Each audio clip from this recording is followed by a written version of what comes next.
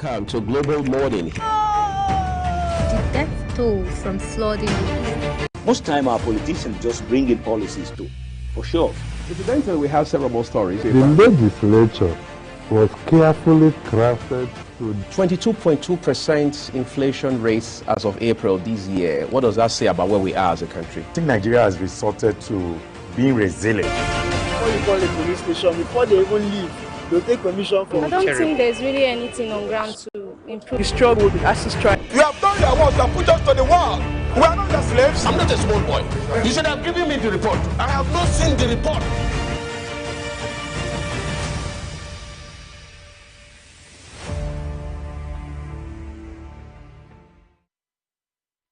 It's a great Monday, no doubt about that. Welcome to Global Morning. I'm Uyag Mofwegwe here at Global Television in Abuja. We're live in the nation's capital.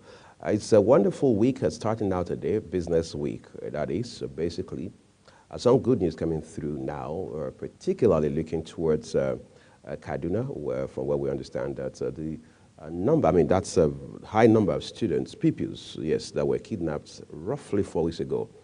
Have now been released. We understand that the military, in collaboration with some local security entities from neighboring Zamfara, were very helpful in this regard. But then some clarification came through from the governor of Kaduna State, Uba Sani, saying that as against the 287 pupils that was peddled by some reports, is actually 137 pupils that had been kidnapped. And the military on Saturday had also confirmed that, yes, that's exactly the figure of pupils that had been released. So that apparently matches the comment by Kaduna State Governor Uba Sani.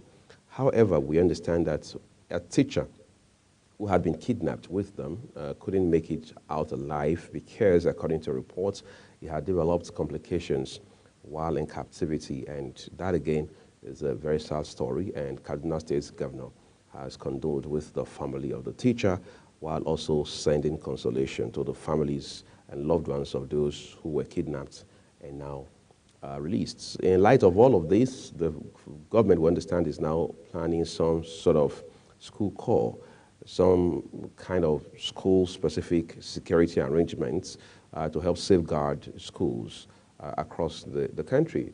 We need to, again, continue to interrogate that effort, just as we have been doing as well with the idea of state police, which the federal government now accuses the state governments of slowing down. That's a conversation for a different time. But for this morning, security issues have become very concerning, increasingly so.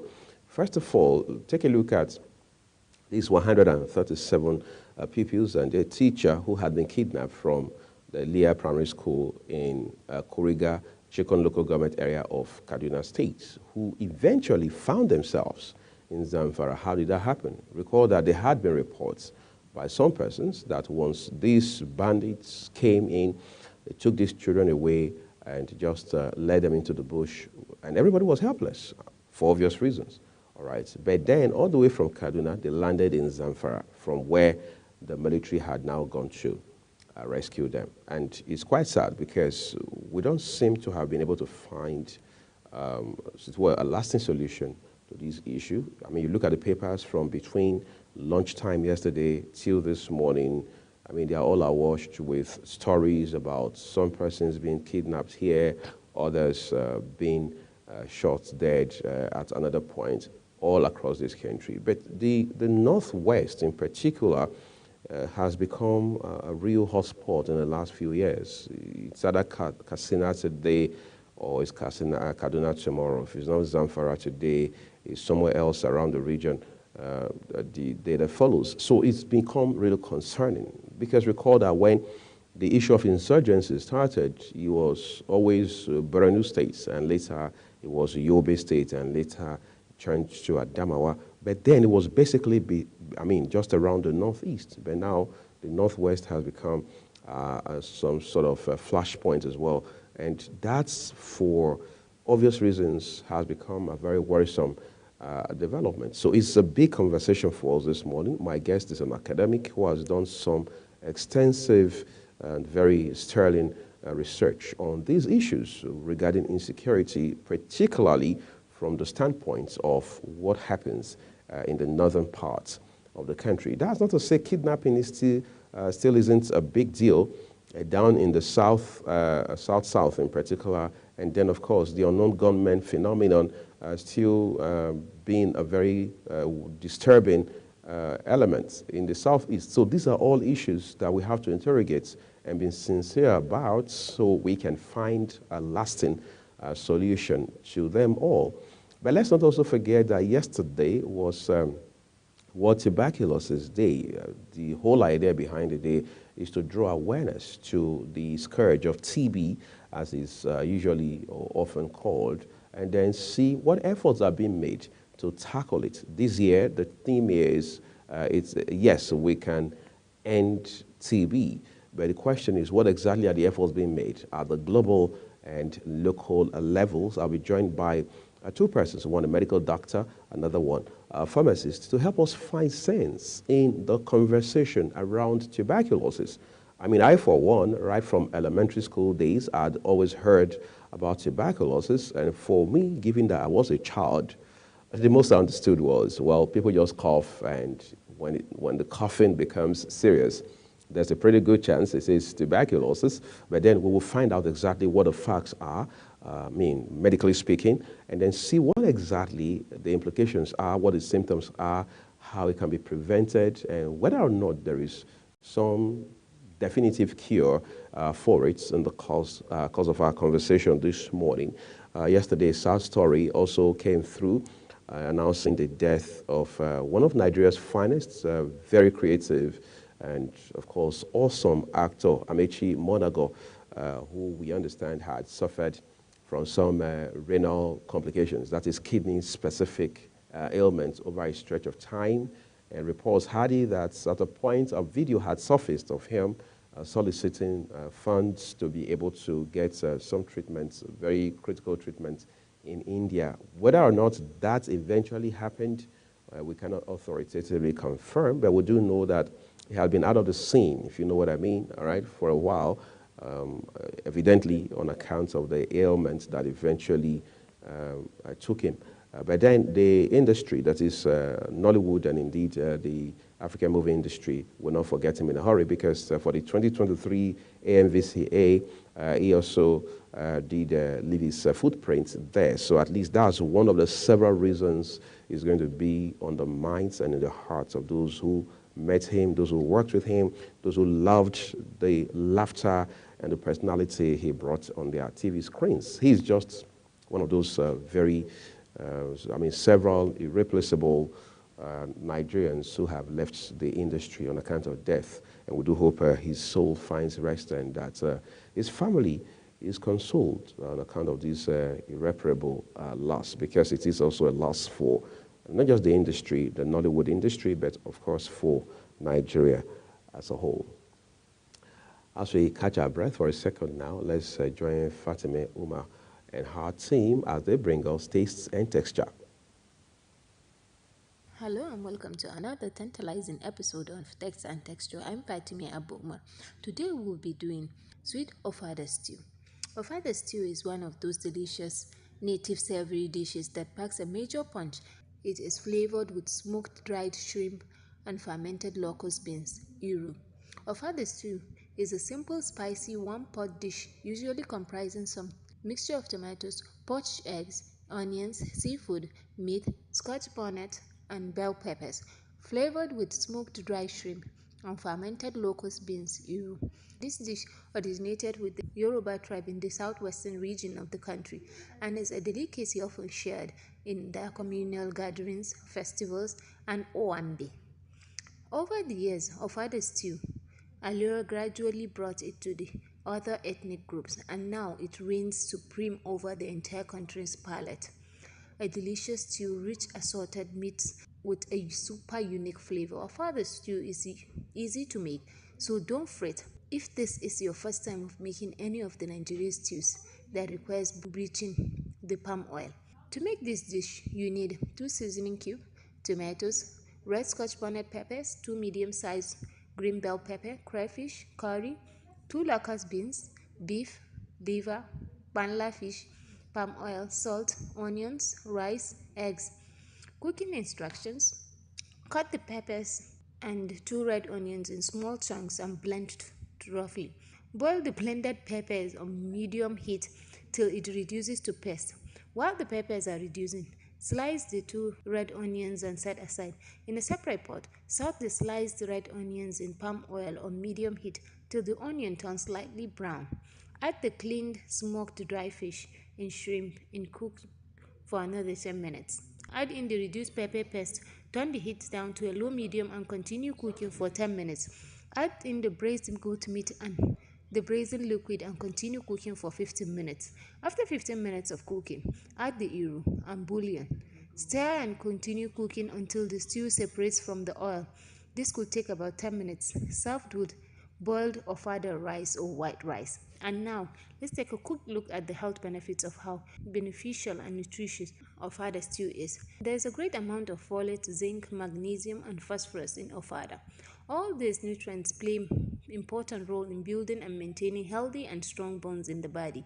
Ofada is also recommended to avoid bone-related diseases. Lowers bad cholesterol levels. The high amount of dietary fibers in ofada lowers the LDL cholesterol level, which are responsible for excessive weight gain due to insulin resistance.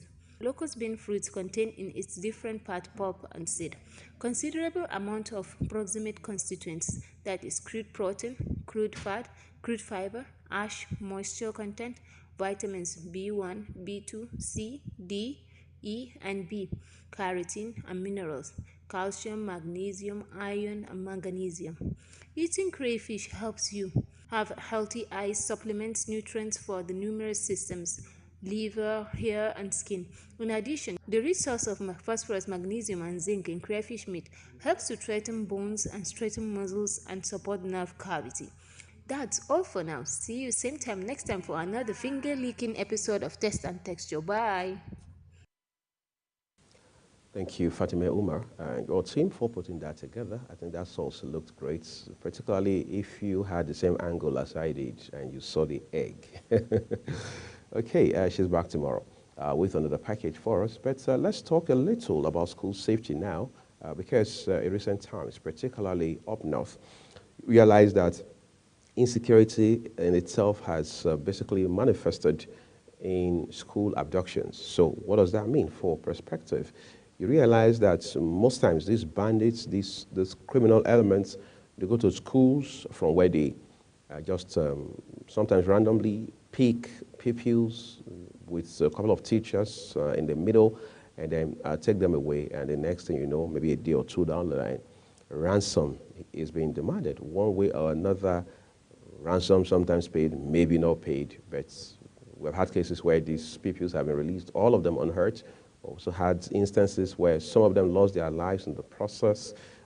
I mean, a lot of crazy things have happened in this regard. So schools have become more than ever before vulnerable, very exposed to all of these miscreants, all of these bandits and terrorists and insurgents, all right? And the recent case in Kaduna is one that readily comes to mind because of, one, the circumstances around that kidnap, basically, and then the number of pupils that had been taken away. Because, I mean, the trauma that comes with that is better imagined than experienced. Like somebody said, it's not even something you want to wish on your enemy, because it turns out, as it were now, that, I mean, the parents, you're asking yourself, how do they sleep at night when you have your child, your 8-year-old child, your 10-year-old child taken away from you for weeks? They are not on holiday, not on vacation, all right? They are not out for some outdoor sporting activities. They're just been taken away by some strangers who have nothing close to their best interest at heart. And then you have no idea when they are going to return, whether or not they are going to return, in which condition they are going to return. You just leave everything in the hands of God and governments, I mean, for several parents. So the federal government is now saying that, hold on a second, Amongst other efforts, one of the things we want to do going forward is to start up what they now call the School Safety Protection Squad. All right, so the idea, apparently from the name, is to ensure that schools are better protected. So what does the government intend to do by way of sourcing the men and women that will be in the squad? They are looking at some of the newly recruited individuals into the Nigerian Security and Civil Defense Corps, that is the NSCDC, across the 36 states of the Federation, including the FCT, to be able to source for these persons and make them a part of the school safety protection squad.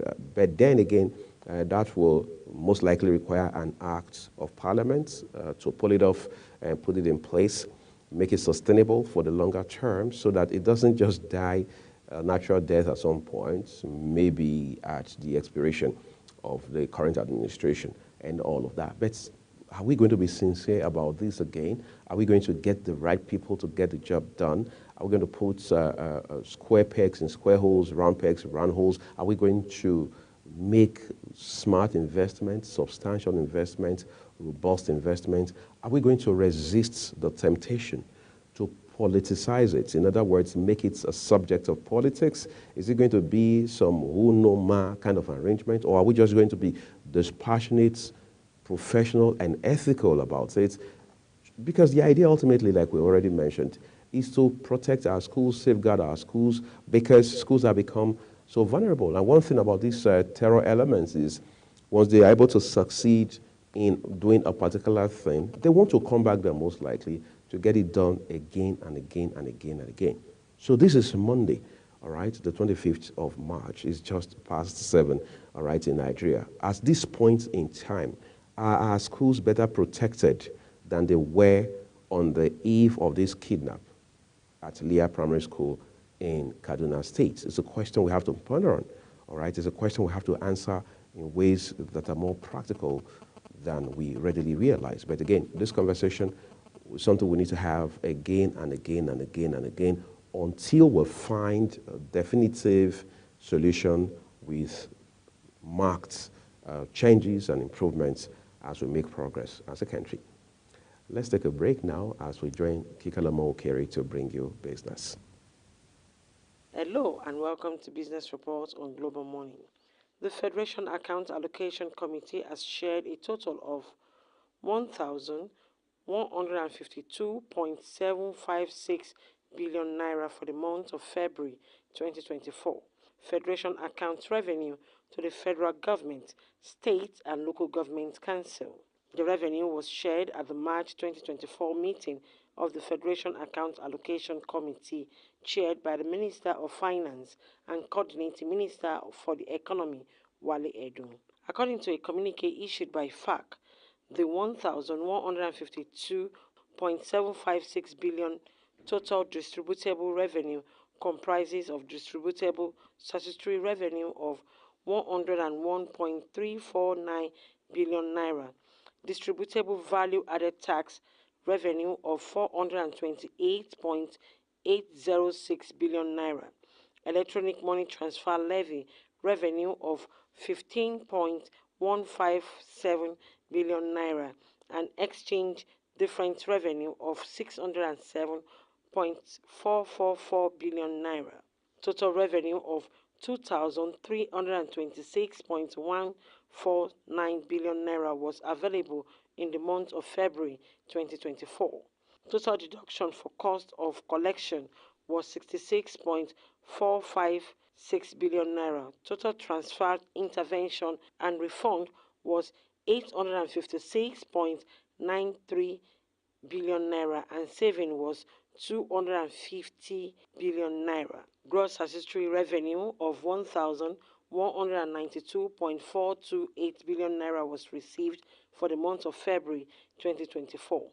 This was higher than the sum of 1,151.808 billion naira received in the month of January 2024 by 40.620 billion naira. The gross revenue available from the value-added tax in February 2024 was 460.487 billion naira, This was higher than the 420.733 billion naira available in the month of January 2024 by 39.755 billion naira.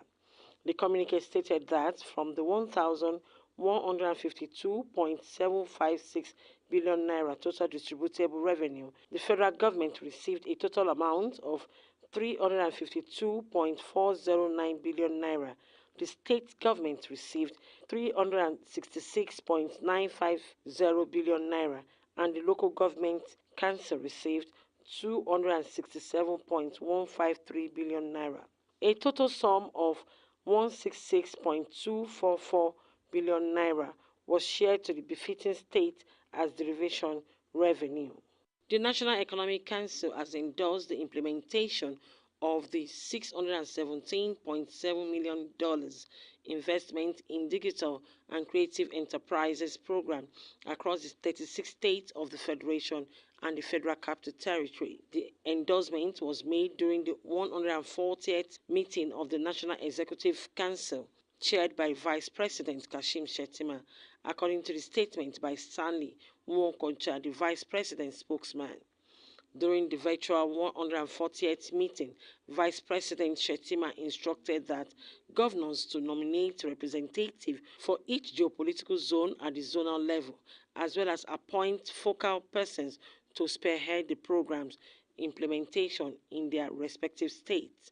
The Vice President assured that as the scheme becomes operational in the coming weeks, implementation nationwide will be diligent, committed, and forthright.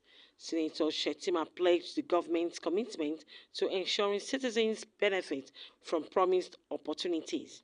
He emphasized the priority placed on skill acquisition and job creation, aligning with the President Tinubu's 8-point agenda, which emphasizes dignified livelihood for Nigerians. Kike Lomo Okeri, Global Television News. Thank you, Kikalomo. Still staying with issues, of course, Kike will bring you more about business in the course of our broadcast. Today is Monday. Of course, business kicks in a matter of minutes, and then we'll follow the money for you in the course of our news all day. All right, but let's talk a little more about security in this country. Kidnapping is one of them, which is very prevalent in the South in particular. All right. Of course, hostage for ransom, as some people call it. And then in the Southeast, the issue of unknown gunmen. And then you come up north, it is one form of suicide bombing or another. And then you're wondering, what exactly are we dealing with? This is a bit of a sporadic development across the country. And we talk a lot about it. We brainstorm a lot about it. We have meetings a lot about it. Are we practically making efforts? Look at the incident in a community in Delta State just a matter of barely 2 weeks ago, and see how much it has spiraled into something bigger than we had imagined. We have seen several kinds of speculation with regards to that very nasty incident. Some have said, well, it was about oil, it was about bunkering, it was about some sort of syndicate that was into crude theft. I mean, Nigeria has been experiencing crude theft for decades.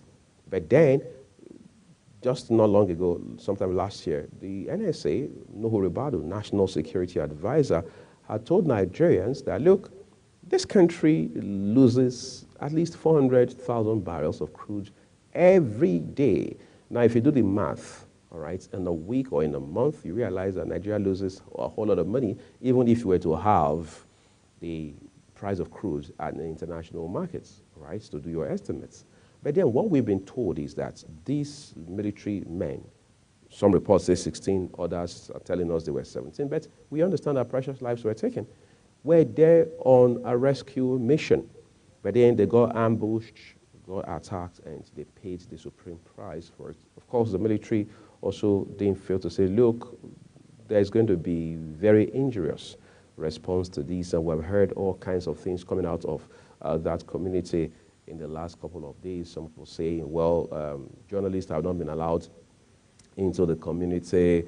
There has been a siege laid by the military, all right, to the community, and so on and so forth. But if we hadn't had this kind of situation, this sort of very intense insecurity in our country, was it possible for us to have so much military, men on the streets, all right, in areas where hitherto you didn't find soldiers? I mean, these are some of the issues that the police could have addressed, the NSCDC could have tackled. But today we have to bring in the army at one point. Later we have to bring in the Air Force. At some point we even have to bring in the Navy. I mean, I recall in this same country at the point where you had a combined team of police and the army.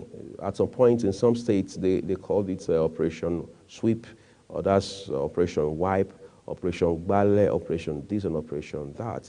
Does that not say something about how that there's something fundamentally wrong as to how we address issues of insecurity, how we approach matters of security in this country, where you find soldiers with assault rifles on the streets and public places, restaurants, open markets, all right, public schools, and so on and so forth, just because we want to stave off some criminal elements? How did we allow our situation to degenerate to that point? It's a question we must all answer. Recall that in the days of immediate past President Muhammadu Buhari, there were vehement calls saying, look, I mean, just sack the service chiefs already and bring in new hands. That will give room for new thinking, new blood, new this, new that. Of course, after a stretch of time, the former president didn't listen to that call and then appointed new heads for the different formations. I mean, the Army, the Navy, and of course the Air Force. Did that change anything? Today we have new hands. Maybe some people will say newer hands because, of course, upon assumption of office, President Bola Tinubu had also appointed service chiefs, including a National Security Advisor and a Minister of Defense with a Minister of State in that same ministry. Are we better off today in the final analysis than we were 10 months or 1 year ago under former President Muhammadu Buhari? I think we can use our tongue to count our teeth. We're taking a quick break, everyone. When we return just after the AM news, we'll put our conversations right on the road. Do stay with us.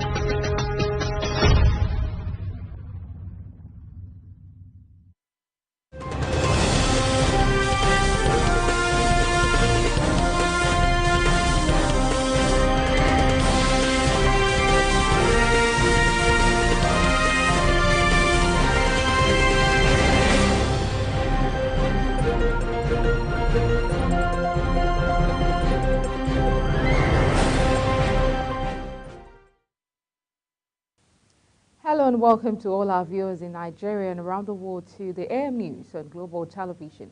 We're live in the nation's capital, Abuja. I am Queen Agaba.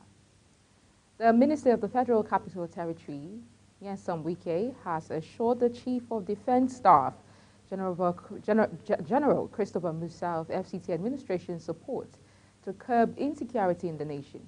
Wike, who pledged when the Chief of Defense Staff visited Nigerian military to keep Nigeria safe. He assured Musa of FCTA's support in whatever form to improve the security situation in the country and maintain the territorial integrity of the nation. The minister also stated that they are trying to build an FCT Rapid Response Center that will be managed by a joint team of the military, the police, Department of State Services, and the Nigerian Security and Civil Defense Corps. The minister said that the center will be equipped with every form of technology to strengthen the fight against insecurity. 1 week after the authorities of Nigerian Customs Service opened the Leila land border between Nigeria and Niger Republic, the government of Niger Republic on Friday opened its border in Koni for operations. A source, Nuhu Samaila from Koni in Niger Republic, said the border was declared open at exactly 12 p.m. on Friday. He commended the decision of the leadership of the country, the military junta, for giving a listening hearing to the yearnings of the people by ensuring the border is open. The federal government has demanded that federal civil servants on study leave show evidence of approval obtained from the Office of the Head of Civil Service of the Federation. This is as the Head of Civil Service of the Federation, Folashade Yemi-Esan, noted that the federal government has now put in place a mechanism for routine verification of workers in the service in order to ascertain their true location. This was made known in a memo addressed to all permanent secretaries in Abuja. The federal government had in August 2021 raised the alarm over civil servants applying for study leave with admission letters obtained from suspicious foreign universities. Governor Hope Uzodinma of Imo State has approved the appointment of his brother Ferdinand Uzodinma as his Deputy Chief of Staff in charge of General Services. The governor also reappointed Cosmos Iwu as the secretary to the state government, Nnamdi Anyaehi as his chief of staff, and Sidney Agbo as the deputy chief of staff in charge of operations. The three officials served in the same capacities in Uzodinma's first 4 years as governor. Also appointed Patrick Ekeji as the deputy chief of staff in charge of administration, and Sam Nwaubasi named as the special advisor in program and policy implementation and monitoring. The Defense Headquarters on Friday said it has declared 97 persons wanted for terrorism, violent extremism, and secessionist threats against the state. Major General Edward Buba, Director Defense Media Operations, confirmed the names and pictures of the people declared wanted in Abuja on Friday night. The wanted persons, terrorists and bandits and insurgents commanders are from the northeast, northwest, north central and southeast zones in the northeast plagued by Boko Haram and Islamic State for West African province terrorists. 33 persons were declared wanted.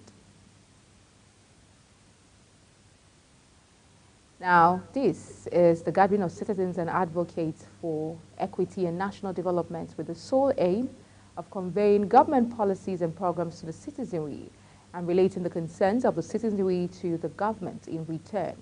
In line with their position for equity and national development, the body, led by Chibuzo Ogbuefi, commended President Bola Tinubu-led administration for the embargo on foreign trips by government officials so as to cut down the cost of governance and portray the government as leading by example.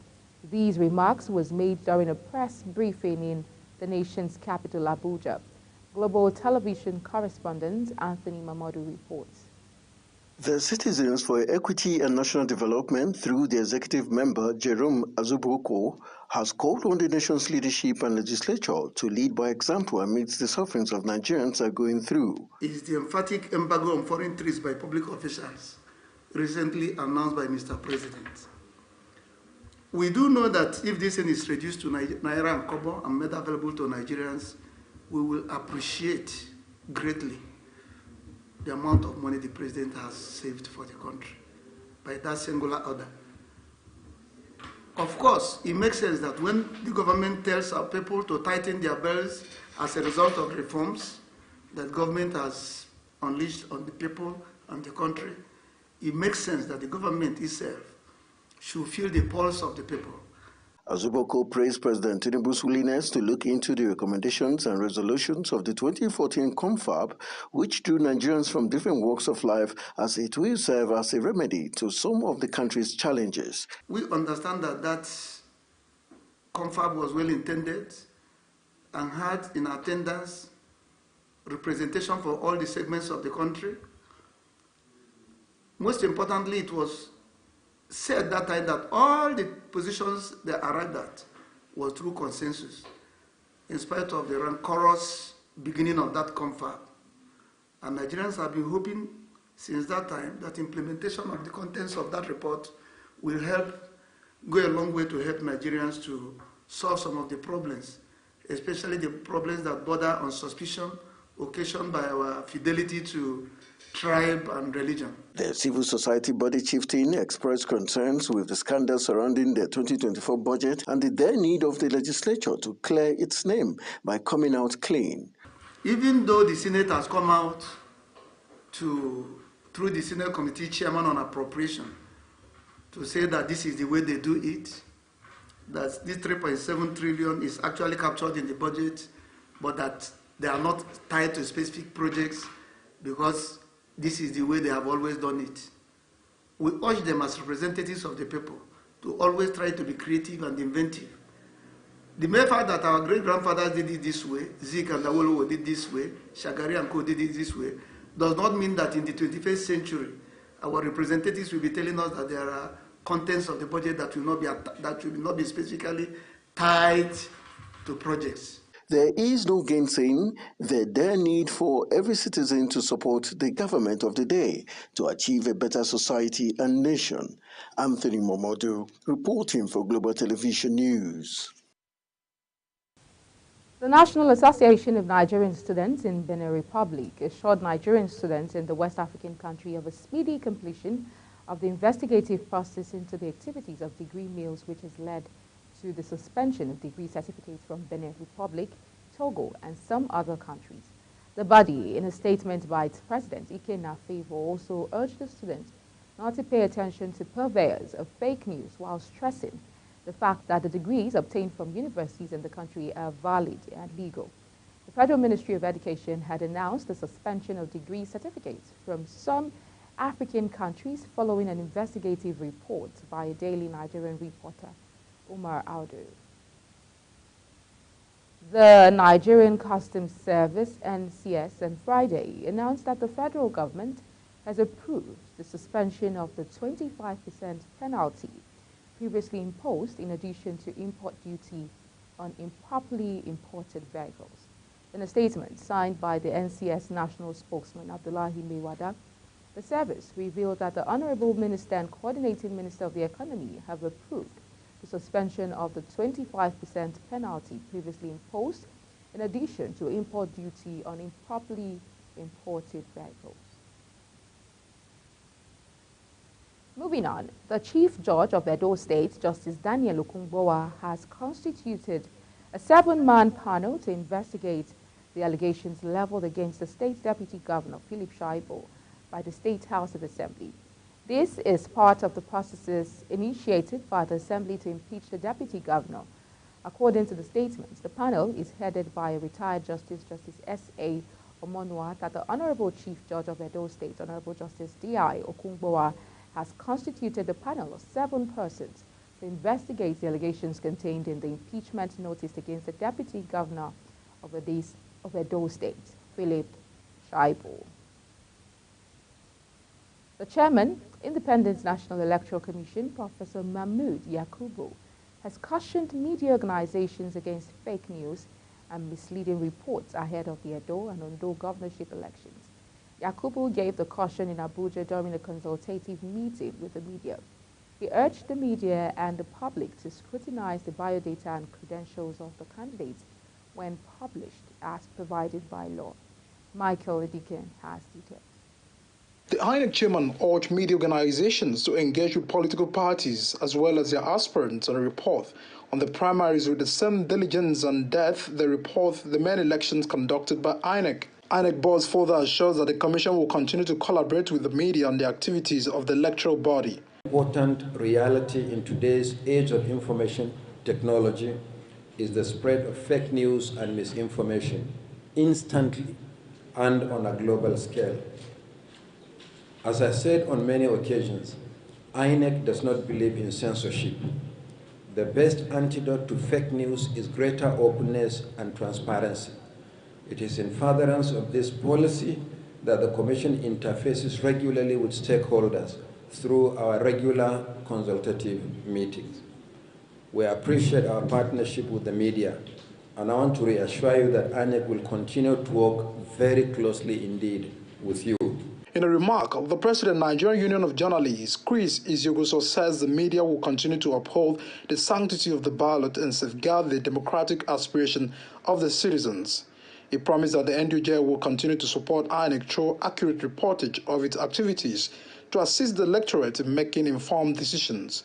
Together, we must uphold the sanctity of the ballot box and safeguard the democratic aspirations of our nation. It is hoped that our collective efforts would pave the way for a brighter, more prosperous future for all Nigerians. The Independent National Electoral Commission says it will publish the personal particulars of the candidate in Form AC9 for the Edo State governorship election on the 31st of this month as required by law. For the Ondo governorship election scheduled for 16th of November 2024, Professor Yakubu said political parties are expected to commence the conduct of primaries in the next 2 weeks. Edikan Michael, Global TV News. You're watching news on the AMR, coming to you live from Nigeria's capital, Abuja. We're on Star Times, channel 276. Kindly follow us on our social media platforms using @Global TV NG and other handles now showing on your screen. When News AM returns, Tinubu Airport, Mina gets 3.2 million Army Aviation hangar. This and other stories coming right after this break. Please stay with us.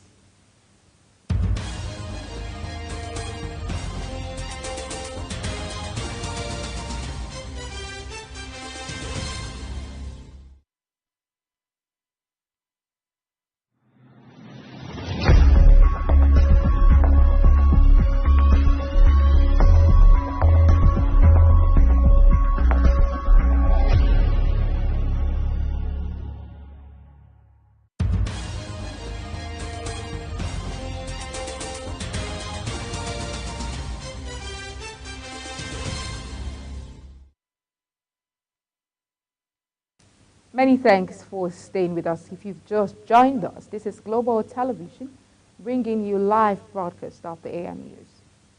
The federal government on Saturday expressed sympathy with the Russian Federation over the tragic attack in Moscow.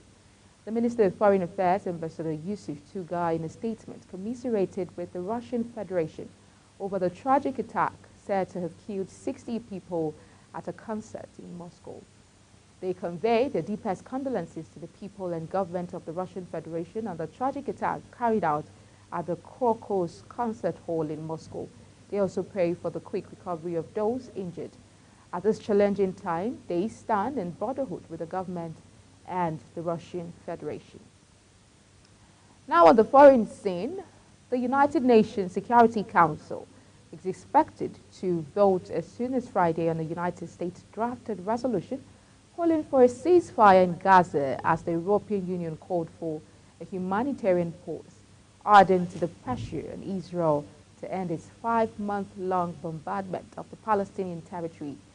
Washington, Israel's staunchest ally, has been gradually hardening its tone following its early solid support for Israeli Prime Minister Benjamin Netanyahu and his war in Gaza.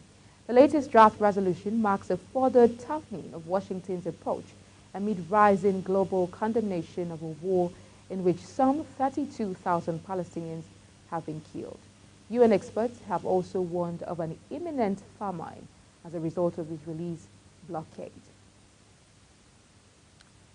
Now, increasing global water scarcity is fueling more conflict and contributing to instability, the United Nations warns in a new report which says access to clean water is critical to promoting peace.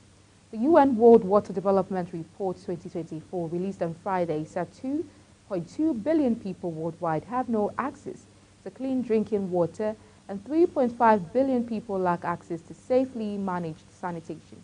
Girls and women are the first victims of lack of water, according to the report published by the UN Educational, Scientific and Cultural Organization, UNESCO, especially in rural areas where they have the primary responsibility of collecting supplies. Spending several hours a day in fetching water, coupled with a lack of safe sanitation, is a contributing factor to girls dropping out of school.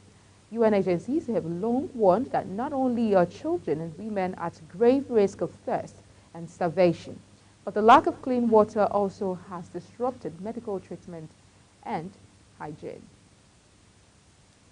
The State Department said that the United States Embassy has warned its citizens to avoid large gatherings following Friday's terrorist attack in Moscow, Russia's capital. No fewer than 40 persons have been confirmed killed and over 100 injured when gunmen in camouflage clothing opened fire on people at a concert in the Crocus City Hall near Moscow on Friday. Russia's FSB security service stated. In business, an Army aviation hangar worth $3.2 million is to be established at the newly renovated Bola Ahmed Tinubu International Airport in Minna.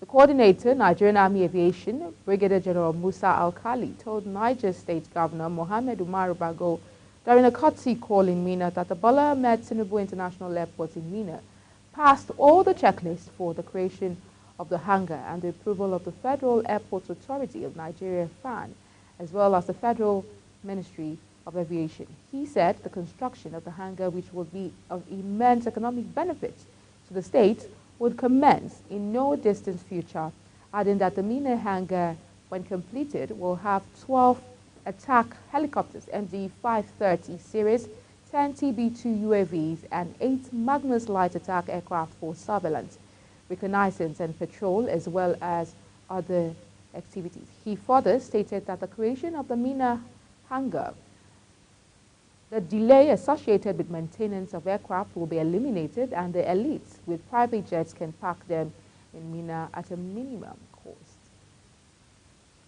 Nyesom Wike, the Minister of the Federal Capital Territory, has approved the disbursement of 280.3 million naira in scholarships for 13,946 underprivileged students across all educational levels in the FCT. This announcement was made by Danlami Hayo, Mandate Secretary of the Education Secretariat for the FCT administration in Gwagwalada at the event, marking the rapid rehabilitation of 19 public schools across the Federal Capital Territory.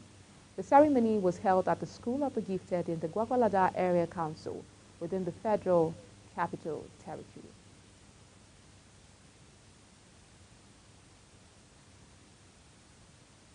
In fulfillment of his pledge to create a new security architecture to secure mining sites, the Minister of Solid Minerals Development, Dele Alake, has charged the 2,220-strong mines marshals tagged Hayakin Kogo to smoke out illegal miners and those who flout the nation's mining laws.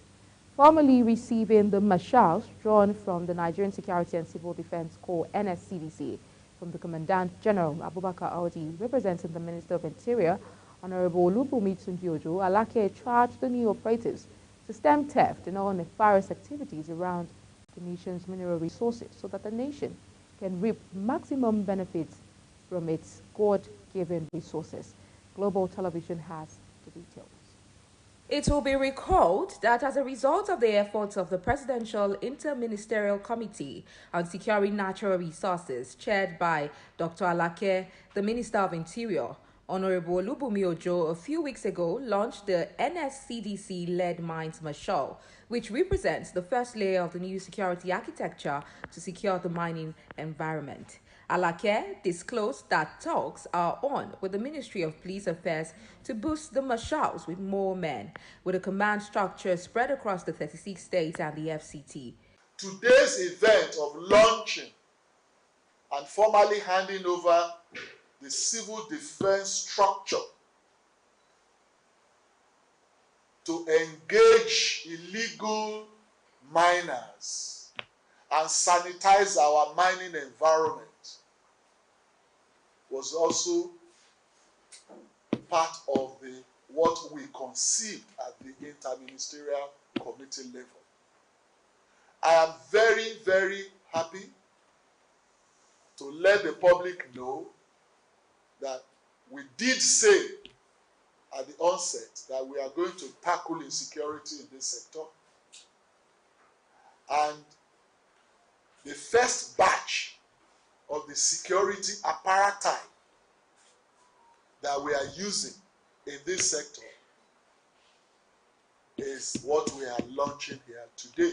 In his remarks, NSCDC Commandant General Abubakar Odi stated that the new Mines Marshal will give verve to the Corps' mandate of protecting national assets and infrastructure, in which solid minerals is a major component. Odi revealed that the marshals will liaise with mine inspectorates in states to garner intelligence and take directives from the ministry for effective execution of its mandate. They call them mining marshals, transport and mining marshals, with an operational code. There's an operational code name called Hired in Kogo. Hired in Kogo. All those illegal miners who are hiding, we will smoke them out. The country have realized that we are losing a very huge amount of revenues from the mining industry.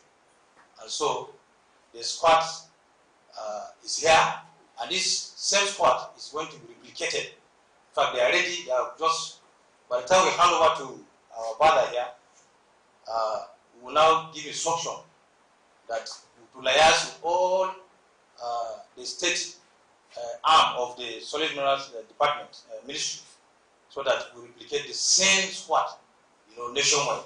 The chairman, House Committee on Solid Minerals, Honorable Jonathan Befwe, who graced the occasion, expressed satisfaction with the new security outfit, noting that with improved security around mining areas, Nigeria's economic fortunes is bound for a forward leap. I am excited today, Honorable Minister, because today Nigerians can finally sleep with two eyes closed, knowing that with what you have been able to achieve here today, our economic fortunes are going to change in no distant time. One of the greatest challenges we've been having as a nation is the fact that our solid minerals have not only been illegally mined, but more than that, they've been illegally smuggled out without us getting true value for that gift or those gifts that God has given us. He further reassures the House of Representatives' commitment to support the solid mineral development in achieving its goal. For Global Television, Queen Agaba reporting. And that's it on the AM News, and it came to you live from the nation's capital, Abuja. Don't forget, we're on Star Times channel 276. Kindly follow us on all social media platforms using @Global TV NG and other handles now showing on your screen. I'm Queen Agaba. Thank you for watching and see you again.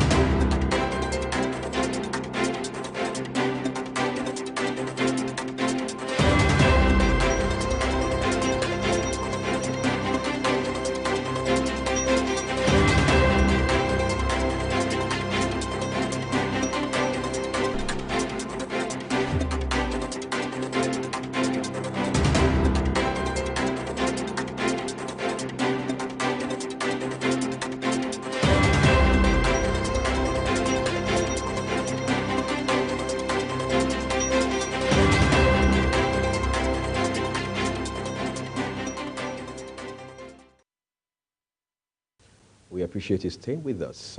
Queen Agaba has joined me on the program this morning. It's the first time I'm saying Queen since Friday evening, I guess. Yes, you had a great weekend, didn't you? No, I was well rested. I didn't have to be at work, you know, over the weekend. No, you didn't travel out of the nation's capital, did you? No. I just did a little bit of self-care. I'm sure you noticed my new hairstyle. Yeah, sure. I had some palm prints here and there, but it's a great way to start the week. Maybe a girl kind of lifestyle, isn't it? Good to see you again. Good to see you too. How was your weekend? My weekend was great. For me, basically, a bit of staying indoor. Then what else did I do? Yes, I had to also intentionally eat. You know, not just to eat as you do during work to stay alive, but I had to eat something I thought I had craved for a while.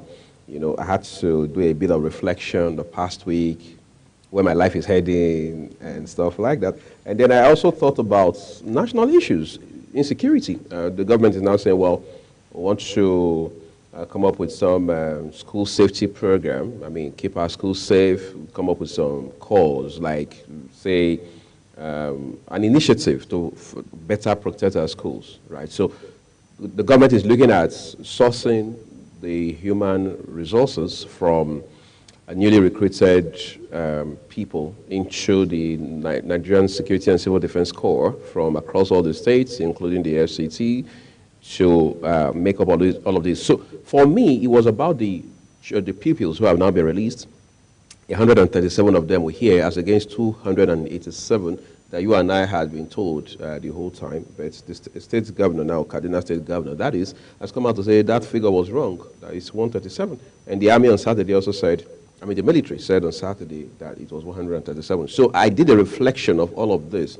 For me, the concern was, if we do not nip this in the bud, are we not going to have a situation where it becomes a regular practice for some criminal elements to just, go into any school of their choice, railroad pupils into the bush, and then the next thing they ask for ransom and stuff like that. So I did all of that, but I'm very sure I came out fresher this Monday morning. You look so. Yes, thank you. So we're just going to jump on the papers for you, everyone. The first one here is Al Jazeera, okay? Al Jazeera, Nigeria. It's our first port of call. It has a big story on the front page about the chit-chat Queen and I just had now.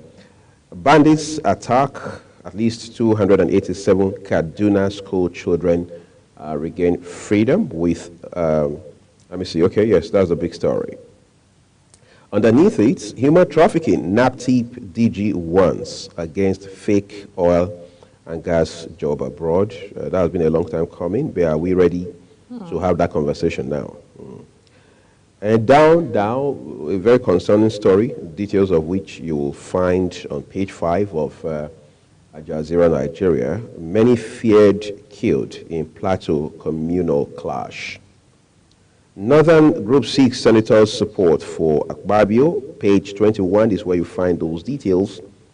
What's more, Lagos fully ready for state police. That's according to the state's attorney general. You know, the government had accused state governors or state governments of being the ones behind the slowdown in realizing the objective of state police. But now Lagos State says we've never been part of that. We are all in. Okay, but take a look at the right end, I should say, of this morning's Al Jazeera, Nigeria. Bauchi, a governor, grants amnesty to 96 inmates, right? Almost looks like 0% inmates. 96 inmates. FG assures local meter manufacturers of patronage. Beyond the rhetoric, are we ready to give them that patronage? In a country where people have applied for meters for years, they can't get meters, they still get billed based on some power distributors who say average consumption in your neighborhood or in your area. All right, and that is not the ideal, very far from it. Okay, but we have to put in place modalities to ensure that we make true of this. Climate change challenges, UNDP urges aggressive awareness campaigns. My wife wanted her signature on $1.3 billion accounts, says Lai Mohammed. I saw that story yesterday, quite an interesting one to read. But it's all right. That's the much we're bringing you from Al Jazeera Nigeria this morning. Our next port of call is Business Day. Okay. For Business Day newspaper, the big story on Business Day is another rate hike seen as hawkish MPC meets. That's the big story on Business Day newspaper. And then we also have analysis, untold human cost of Nigeria's electricity crisis. Geregu, Dangote, Cement, BUA, Transcorp shield markets from rate hike. You find that story on page 30 of the Business Day. Not so many stories on Business Day newspaper. I think those are the stories we have on the Business Day newspaper. Well, Daily Trust is next for you. All right, Daily Trust has quite a number of headlines. That means a truckload of stories in the manner of speaking. But let's begin from the headlines just beneath the nameplate. It says, NACON raises Hajj fares by 1.9 million naira. Okay, it means that those going for Hajj now will have to double up. Officers killing, Police Commission wants Imo Delta CPs sanctioned. Federal Secretariat rots away despite 8.1 billion naira renovation. Again, as is expected, the story around the release of the 137 abducted pupils from Kaduna State is the lead headline on the front page of Daily Trust today. 137 abducted Kaduna students rescued in Zamfara. We're yet to see our children. Parents will make schools safe for learning. Tinubu, Abbas, Atiku, Obi seek release of all captives. 9 killed, houses burnt in Plateau communal clash. DHQ plans listing wanted persons' names, photos at embassies, airports. While we set up Zamfara community guards, Governor Lawal. Okay, and then here it says, Fort Dar in Bochi, Zakat collection stampede. But then that's the challenge. You know, it's very possible for you to have a noble intention about an idea, about an initiative, and what have you. But most times, how we go about it becomes a problem. And now, 4 persons have died in Bochi States in the course of Zakat collection. I know you will say, well, these are people who are not very buoyant financially, economically, so they may not know so much. But we have had these cases severally. One would have thought we have learned our lessons, you know, long and hard enough to be able to, you know, foresee all of these very nasty occurrences. I mean, it's like making 1 step forward and maybe 8 backwards. 4 persons have died now just because they want to collect zakat. Yes, palliative, exactly. Ultimately, that's what it is. All right. But then, sad news again is that we understand violence has returned to some parts of Plateau.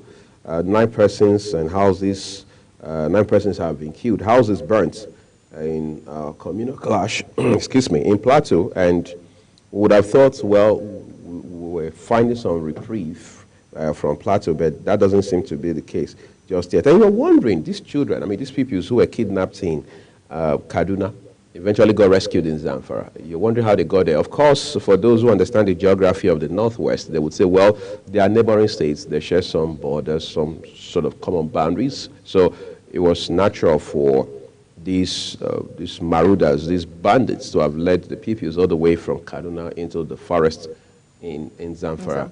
Yes. Then you're wondering, these forests, are they so thick? Are they so much of hard work, like a piece of work, that we're not able to get to the root of it? I mean, whether it's Zamfara or Kaduna or Plateau or Katsina, because these are all states around the northwest of the country, because apparently we have seen an increased expansion of violent attacks moving all the way from the northeast, which is the states of Yobe, Borno, Adamawa, into the northwest right now. And we have seen attempts to even infiltrate the FCT, penetrate us is where the FCT, but it's worrisome. It shows how much of a reach that these syndicates have. I mean, if you can move 137 pupils all the way from Kaduna State to Zamfara, it's a whole lot. And sadly, we're told that the teacher who had been kidnapped alongside couldn't make it alive, make it out alive.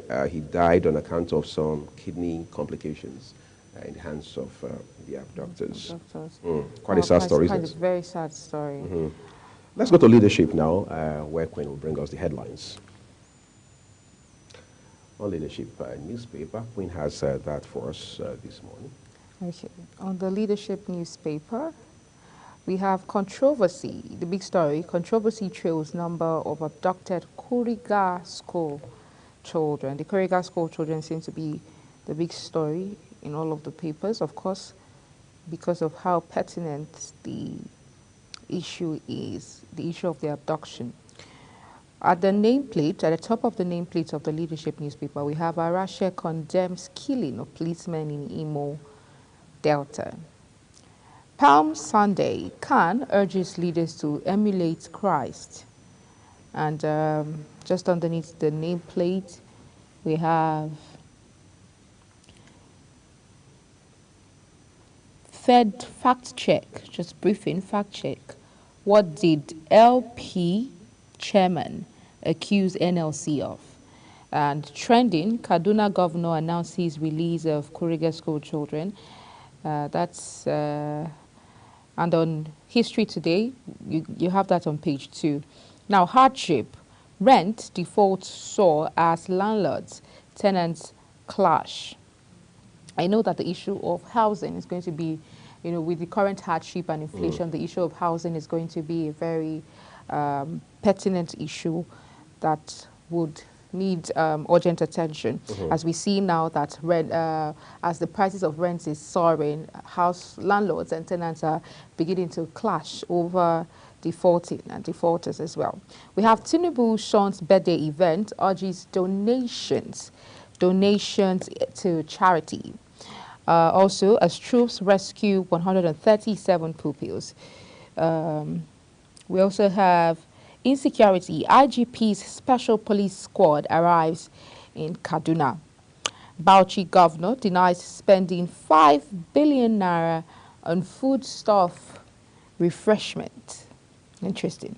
Amid amendments, Ayaoku led group prefers new constitution. That story is on page 24 of the leadership newspaper.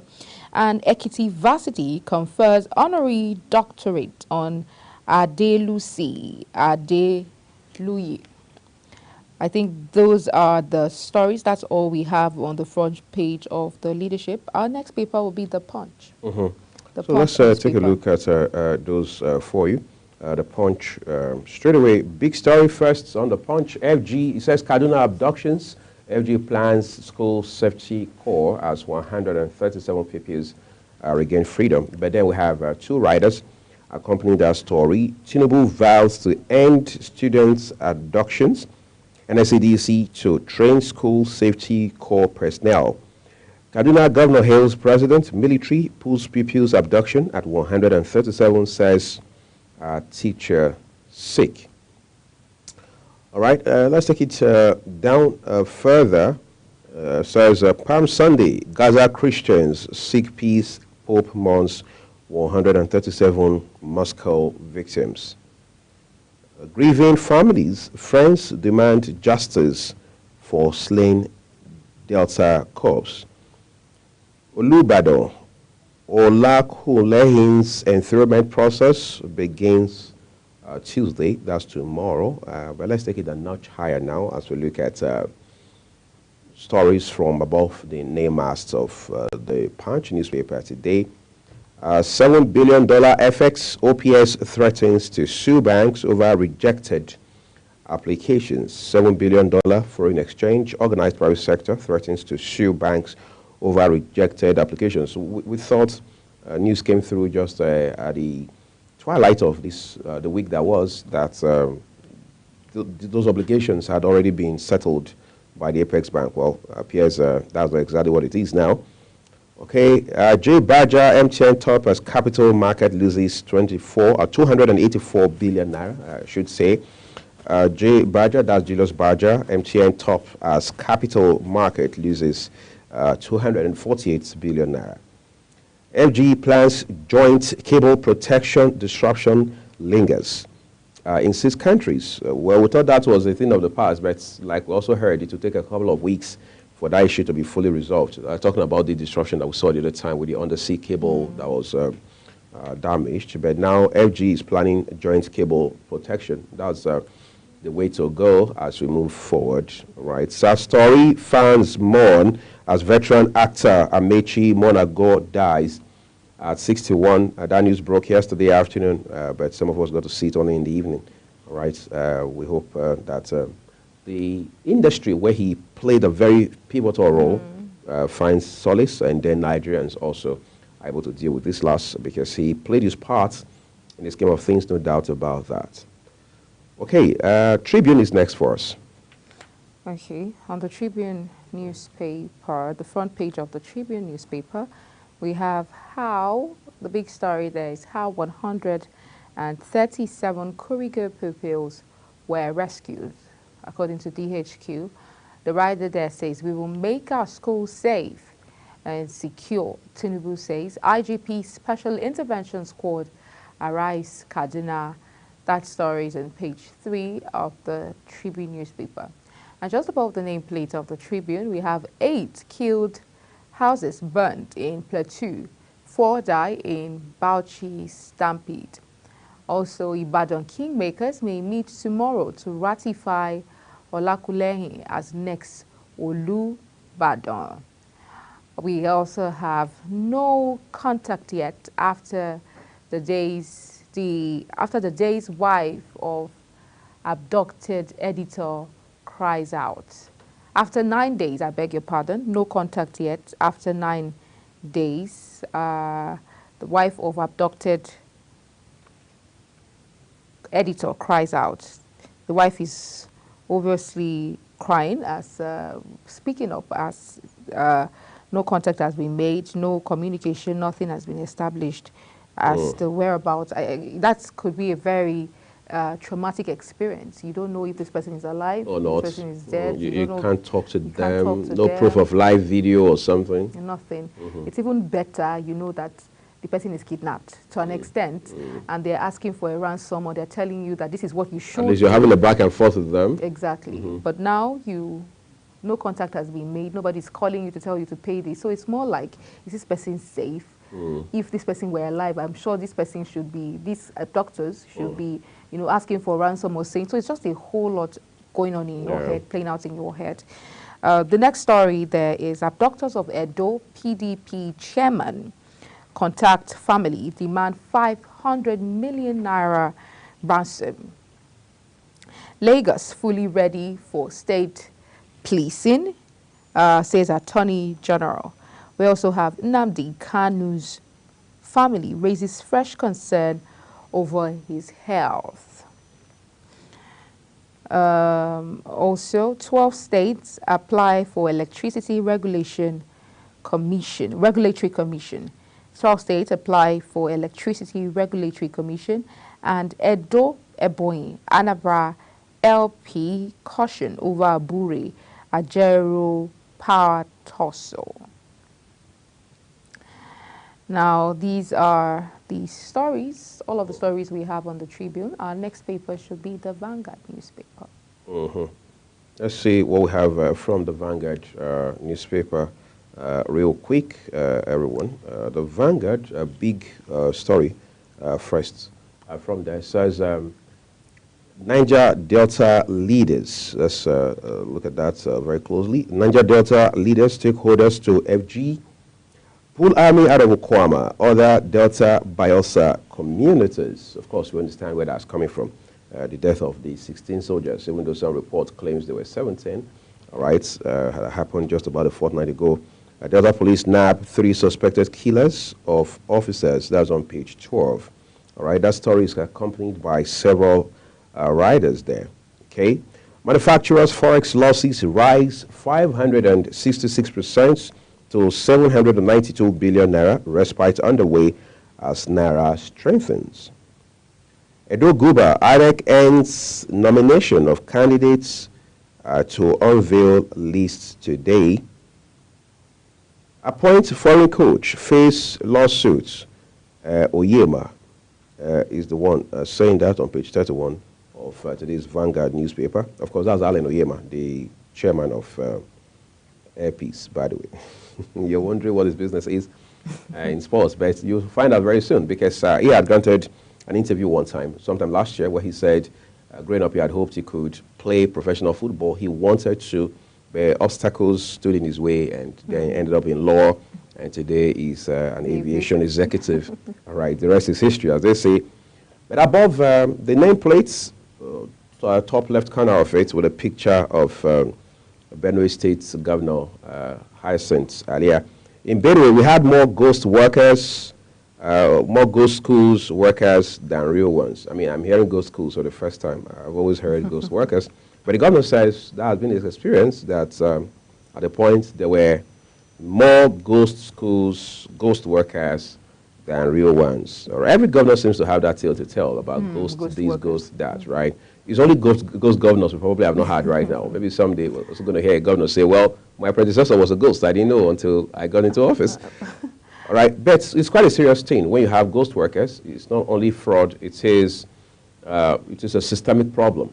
It simply means that somebody somewhere or a group of persons are busy shortchanging the government. All right, you're getting money, but you're not bringing value to it. So you have ghost teachers, ghost civil servants, ghost clerks, ghost this, ghost that. But you know, it's safe to say that we also have ghost governors. It's just that these governors themselves don't know. That they are you're ghosts. a governor of a state, and you are supposed to be in that state, be aware. Most of these governors, they're not aware of what is happening. They're disconnected. They're disconnected, absolutely. Most of the governors are residents in Abuja here, where all of their meetings, everything they do is here in Abuja, is in the FCT, at the expense of the well-being of those that they govern, you know. So they qualify to be ghost governors. It's just that they are not aware that they are ghost governors. Let's pretty find that awareness someday soon, because the earlier the better, at least for the states that they were elected to govern in the first instance.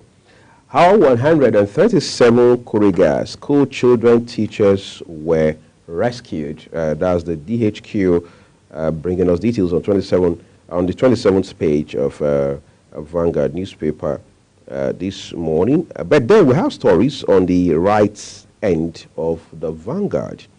Hunger, Kano governor hails Dangote on palliatives to residents. What's more, Sarab to Tinubu emulates OT, obey court judgment stopping pensions to ex-governors. We understand that Abia State Governor Alex Oti has found courage. He has mustered the ball to end pensions to ex-governors. We hope other states follow, including Lagos, Rivers, Akwa Ibom, Edo, and the likes. We hope that happens real soon, because we can't continue to, as a country, complain on the one hand that resources are depleted. Then we have monies going to ex-governors, most of whom had been well paid, well remunerated while in office, most of whom are even facing graft allegations, either with the EFCC or the ICPC. Most of whom have also gone to retire at the Senate. Some of them are now even ministers, for example. So how do we explain that to a generation from now, that this is what we have done with our monies, paying monies to these persons for bringing absolutely no value? But again, like we said, Abia State Governor has set the pace. He has shown a very sterling example. We hope that other governors take initiative, become a bit more altruistic and selfless enough to want to follow suit. All right. So that's all for papers this morning. We're hitting another quick break. When we return, our first guest will be with us on the show. Do stay with us, everyone.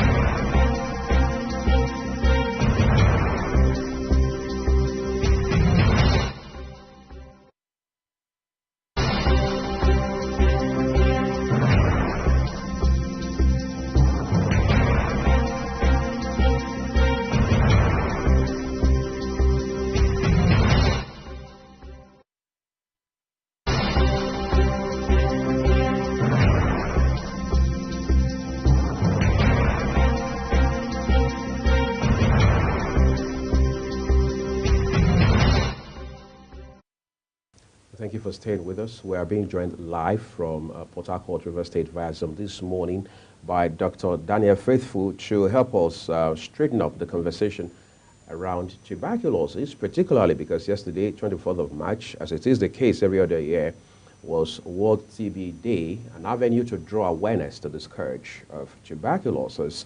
Dr. Daniel, it's a pleasure to have you on the program this morning. Pleasure to. Good morning. Good to be here once again.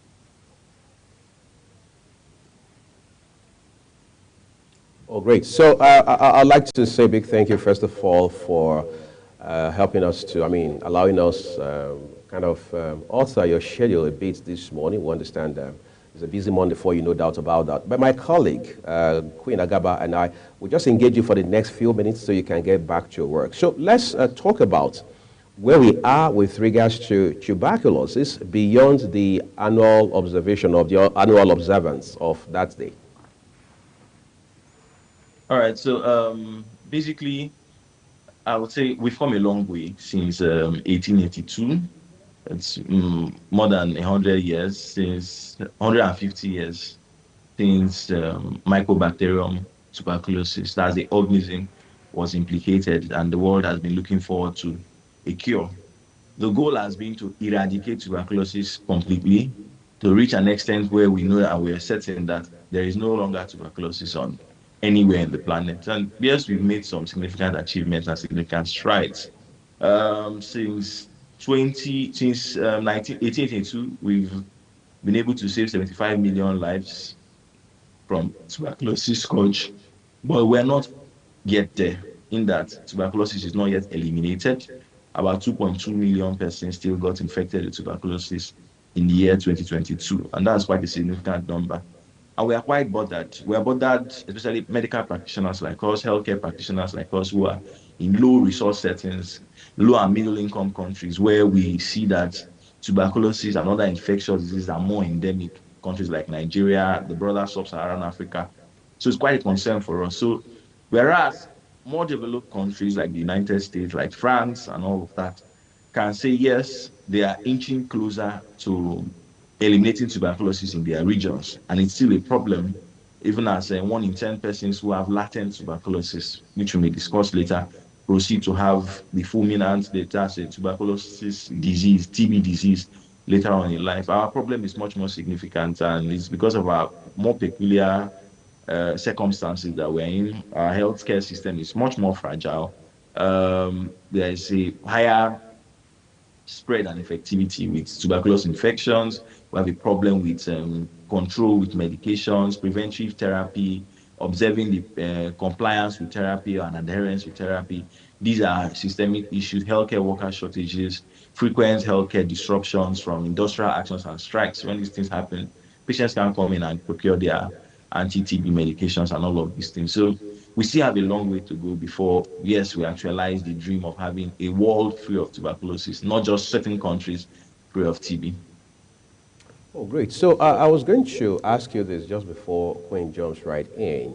Is it correct to narrow tuberculosis or restrict it, as it is the case with non-health workers, non-medical experts, all right, to just coughing? Because sometimes when people cough profusely, they cough continuously, we say, well, this person most likely has tuberculosis. Is that all there is to it? Okay, not really. So tuberculosis is an infectious disease, meaning that it can spread from one person to the other. But how does it spread? Okay, that's the concern. Now, it is true that coughing, especially cough that has gone beyond 2 weeks, should increase our index of suspicion of possible tuberculosis. That is the teaching. That's our understanding.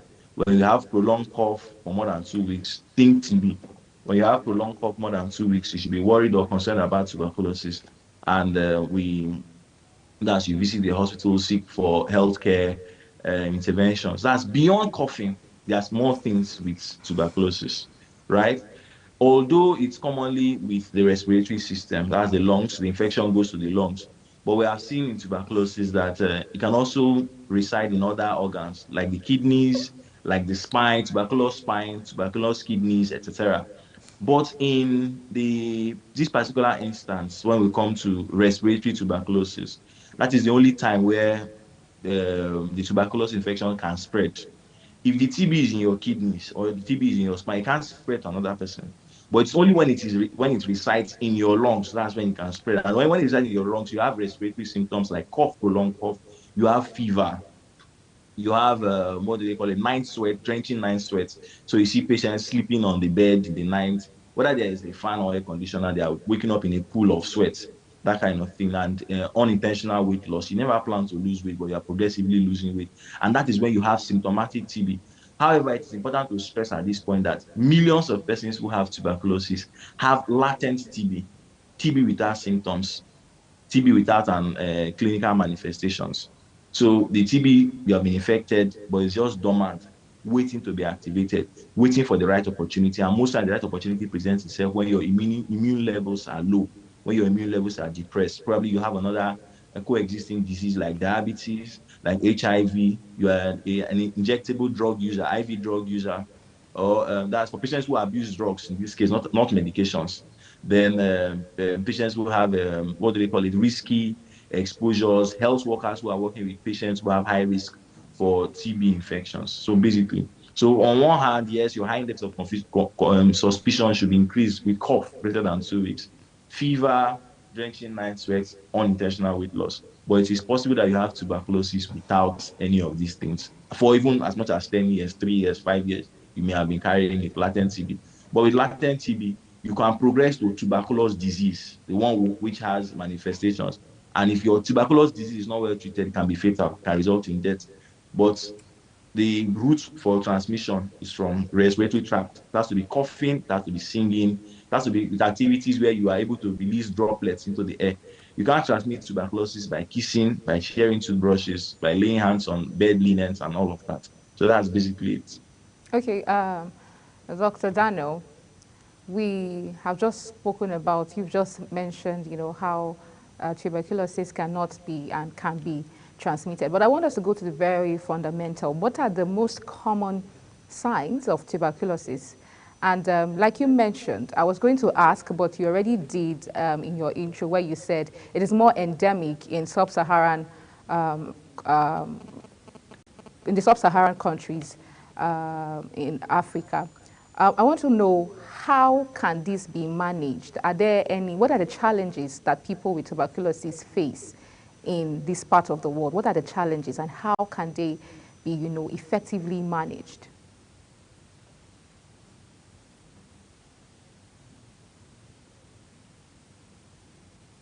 Okay, I think we have a beat. Okay, the first question was about the signs, common signs, and I said, and symptoms rather, because science is for us, the healthcare practitioners, what we elicit when we examine these patients, what the consumers, what patients need to know, what the population needs to know, symptoms.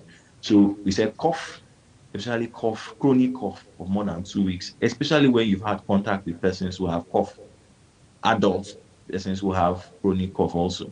We said fever, that's temperatures greater than 37.4. We said drenching night sweats. We talk about unintentional weight loss. You may be coughing and you may be coughing out blood. You should think tuberculosis. So those are the common symptoms of TB. Now, TB can also affect other places, other sites, like I said, the spine and the kidneys. And in those cases, wherever they affect, the symptoms resemble those systems. If you have a TB spine, like in Pott's disease, you'll be seeing back swelling toward the lower back, wherever the TB infection is on the spine. There are certain persons that have it, there is a deformity, you have pain around that region, you have difficulty working and maneuvering yourself. So that's basically the symptom. Then what is the problem? Our peculiar sub-Saharan Africa, what are we facing? We're facing the problem of fragile health systems. Our health systems are not as robust as they should to be able to manage infectious diseases like tuberculosis. We are making some improvements with global supports, global partners, the United States, AID, and all of that, and even the World Health Organization. But to a larger extent, the systemic issues that prevail or are prevalent in our own region affect our race toward elimination. We may reach a point where we are saying that in the elimination of tuberculosis, the world has left Africa behind, sort of. Now, what are the issues? The issues range from the healthcare practitioners. We have a healthcare worker deficit. We are are far exceeded the WHO recommended ratio between healthcare practitioner to patients. That's number one. It means that there will be more burden. Doctors will be more overworked. Healthcare workers will be more overworked. There will be less. We're having problems with disease surveillance. Okay, we also have a problem with misinformation or poor health information or poor health literacy. Somebody is coughing and coughing. You come to the hospital finally. When did the cough start? It started 2 years ago. I was coughing for 8 months. I was coughing for 6 months. I was coughing out blood. And all of these things happened. You are at home. I was drinking honey. I was taking sugar. I was taking cough syrup to cough suppressants and all of that. And you're not bothered about coming to seek intervention from the hospital. And this can be a myriad of reasons, from poor health literacy to the associated health cost. You know, we're having a problem with health insurance services in Nigeria. Only 4% of Nigerians are on health insurance. So it then means that anybody who is coming to the hospital is having at the back of their mind, by the time I come, they will tell me to do certain investigations, certain tests, and all of that. And then we also have a defective primary healthcare system. The primary healthcare system are supposed to be the closest ones to the patients. They don't provide sophisticated levels of care as you expect in a secondary facility or in a tertiary hospital like teaching hospitals. So the primary health centers are in your domain, almost on every aspect, at the street level. The person with cough goes in there. They know the protocol for TB, but patients do not access those services because most of the primary healthcare centers around them are barely functional. They are just empty buildings, poorly equipped, poorly staffed. So until we fix our primary healthcare problem, we may be left out in the race toward eliminating tuberculosis. The beginning at the end point, the start point for tuberculosis elimination begins with diagnosis, and diagnosis will require testing modalities. We have simple testing modalities to know whether or not this person has been infected with tuberculosis infection in the very first place. And that includes testing like the tuberculosis skin test. It's a simple skin test. Anybody can do that in a primary healthcare setting. Or a blood test for interferon gamma assay. Okay, that's beyond the scope of this particular conversation. But these testing modalities do not tell us whether or not this person has tuberculosis disease. That's they are at the stage when they can transfer to another person, or where the disease is manifest. And so at that point, they may need to collect their sputum. When they cough out, that thing that comes out that may be yellowish, brownish, reddish, whatever it is, the sputum. We collect it for a sputum test, or we do a molecular assay. Now, a molecular assay is not randomly done in the laboratories around. You need molecular laboratories. And Nigeria has a deficit with those molecular laboratories. Most of them are domiciled in tertiary hospitals. And there are very few per state, per region. There are few. So we're having problems with maybe patients having access to PCR. Who pays for these tests in modalities? Then you've been confirmed that you have tuberculosis infection. There is treatment, and it's free. And the treatment is directly observed therapy. It means that if you are going to take your tuberculosis medication, every single day, a healthcare worker is supposed to observe you take the medication because we don't want to run the risk of having drug-resistant tuberculosis. That's the biggest problem the world at large is going to face when it comes to eliminating TB. There are medications that are potent against tuberculosis, which if you commence, reduce your likelihood of transmitting the infection. But if you develop resistance against these medications, then we have a serious problem. Because when you cough and you release those droplets, the infection that you infect another person is not just TB, but it's a drug-resistant tuberculosis. Meaning that when we give that patient the right medication for the drugs, the routine medications, they may not be effective for those patients. So we try to tackle the issue of drug resistance. But you know where we are in sub-Saharan Africa. Problem of compliance and adherence. You give a patient medication to take every single day for 12 weeks or for 10 weeks. We take it every single day. That's why you need the DOT. Now, DOT, conventionally, patients will come to the primary healthcare center, they observe that they are giving their medication on the spot with a cup of water, they take it. But right now, it's not so feasible. People have busy lives, schedules, and all of that. The world has moved forward to video DOT. That's you just make a video call with your healthcare practitioner. This is the medication I want to take it, swallow. And those services are available. Internet penetration in Africa, huge cost of data, accessibility to smartphones and etc. Yes, the situation may not be ideal, may be ideal.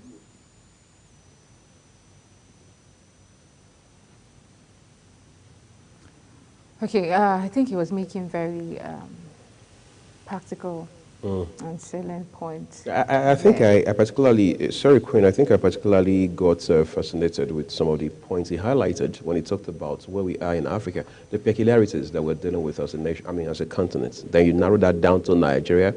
the uniqueness of our environment with respect to the health care system that we have in this country. But something sad that he also stated was when he said, if we continue like this, it will only be natural that Africa will be left behind. That includes Nigeria, and that is a very sad narrative, but it is a reality, and whether or not the authorities are working to improve on it is a question we've got to answer as we make progress. I was just going to ask him a question, on the back of yours, because every other year there's a theme for the World TB Day. In 2022, it was Invest to End TB, Save Lives, right? And last year, 2023, it was yes, we can end TB. This year again, it is yes, we can end TB. So I wanted to ask him what necessitated, what may have, because I'm not sure he was part of that decision making, all right, what may have, given what he knows about tuberculosis, informed the idea behind having the same theme 2 years in a row, all right? So maybe that is just an emphasis on how that we must double down on efforts, speed things up a little, all right, to tackle this scourge. Hopefully we're able to reconnect with Dr. Daniel Faithful as quickly as possible. We're hitting a quick break, everyone. When we return, we'll continue this conversation.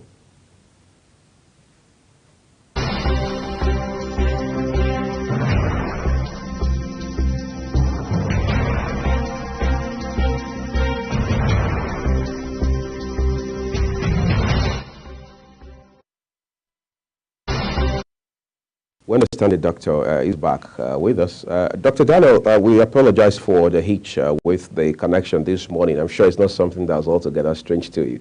But then I just want to push one more question. Hopefully there will be a second before we wrap it up. So in 2022, the theme for World TB Day was Invest to End TB, Save Lives. That's understandable because you have to invest to tackle polio, tackle tuberculosis, tackle malaria, HIV/AIDS, and all what have you. But in 2023, interestingly, it was the same theme as what we have in 2024, which is, yes, we can end TB. Can you provide any insight as to the reason behind having the same theme 2 years in a row? Thank you very much. It's, how will I put it, from the World Health Organization, it's not just for tuberculosis. For certain other infections, they have recurring themes for a 3-year period, a 5-year period that have already been agreed and announced, that the concentration will be ending tuberculosis at this particular point in time, ending tuberculosis. And we're making arguments for more investments, focusing on is what are the gaps, what are the areas that we need to fix when it comes to eliminating tuberculosis, where are the areas of weaknesses, what are the areas, appraise ourselves on the investments, managing of investments, and now we can tackle the issues in areas where TB infection is more prevalent. That's our weak links, sort of. So that's basically been the idea. It's just the same thing for the cancer celebration, the Cancer Day. It's the same thing for the 2023, 2024. I'm going to ask you this because Queen has at least a question more for you before we wrap it up. Is it correct, Doc, to say there is a definitive cure for tuberculosis? I mean, set the record straight for us. Okay, yes, there is definitive cure for tuberculosis. If you have been diagnosed with TB, there are two things involved, as basket mouth will say. It's either you have latent TB or you have tuberculosis disease. Now, if you have latent tuberculosis, you're given preventive treatment. Preventive treatment prevents you from moving to tuberculosis disease where it is manifest with symptoms and where there's a possibility that the disease can be fatal.